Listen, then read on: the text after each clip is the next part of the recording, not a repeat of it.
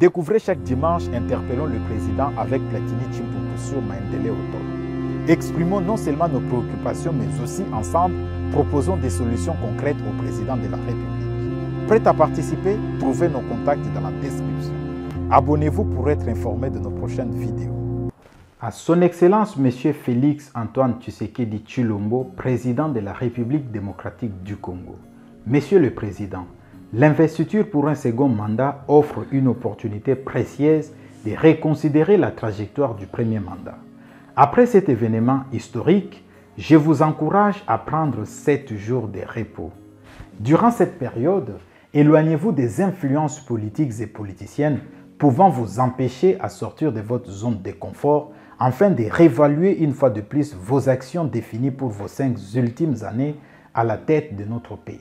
Ces repos seraient également l'occasion pour vous de définir les différents indicateurs pour chacun de vos 6 objectifs déclinés dans le cadre de vos actions futures, d'identifier les priorités qui transcendent les intérêts politiques en vue de vous concentrer sur les besoins réels du peuple congolais, la sécurité, l'emploi, l'éducation, la santé, les infrastructures et l'entrepreneuriat. Monsieur le Président de la République, cet éloignement temporaire vous éviterait des pièges des influences politiques néfastes susceptibles d'entraver votre volonté de changement. Il servirait de signal fort à la population congolaise, montrant votre détermination à mettre fin aux pratiques qui ont miné la confiance du peuple envers les institutions gouvernementales. Monsieur le Président de la République, les millions de Congolais, surtout ceux de ma génération, trouvent injuste de constater que certaines opportunités qui devraient profiter à tous soient exclusivement concentrées au sein d'une même catégorie de familles composée de 500 députés, 109 sénateurs, 56 membres du gouvernement, plus ou moins 200 directeurs généraux, y compris les membres du conseil d'administration. Monsieur le Président de la République, une pratique répandue dans notre gouvernance voudrait que certains députés et sénateurs élus en 2023-2024 cèdent leur place aux membres de leur famille, créant ainsi une prédominance familiale. Par exemple, un député sénateur X, membre de la famille Y, nommé ministre, percevrait environ 50 000 $ le mois. Son remplaçant à l'Assemblée nationale ou au Sénat, lui-même membre de sa famille, toucherait environ 20 000 $.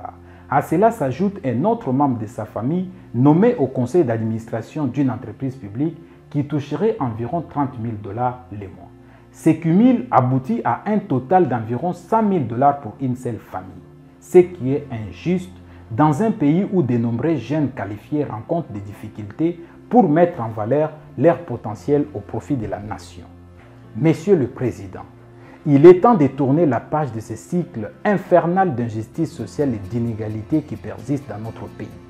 Il faudrait décourager certains politiciens adoptant une perspective d'entrepreneur politique, considérant l'État comme un moyen de générer des opportunités financières personnelles.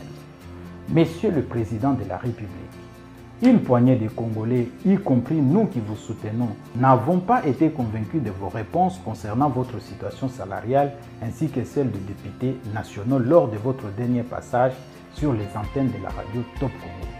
Nous vous encourageons vivement, Monsieur le Président, à améliorer nos conditions de vie. Cela nous éviterait l'achat de nos consciences par des députés, profitant ainsi de nos faiblesses financières et parfois de notre incapacité d'enterrer nos propres morts.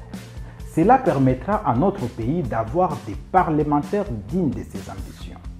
Monsieur le Président de la République, les pratiques de la bonne gouvernance sont incompatibles avec l'opacité. Il faudrait plus de transparence. Il est temps de mettre de l'ordre en clarifiant sur votre salaire celui de l'ancien président fixé à 680 000 $, y compris ceux de tous les membres du gouvernement. Car le silence laisserait place aux rumeurs et à la manipulation politicienne. Il est dans votre intérêt, Monsieur le Président, dans l'intérêt de notre pays ainsi que celui des générations futures, déposer dès aujourd'hui les jalons d'une gouvernance transparente. En outre, cette position s'aligne parfaitement sur l'orientation idéologique et doctrinale de notre parti, l'Union pour la démocratie et le progrès social, fort de ces plus de 3 décennies de lutte intense pour la démocratie, l'état des droits et la justice sociale.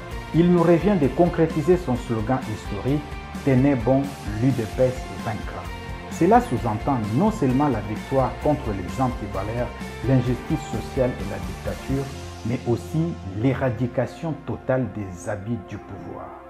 Gardez à l'esprit, Monsieur le Président de la République, que l'avenir, l'honneur et la consolidation de ces partis historiques dépendra en grande partie de votre héritage au sommet de notre État.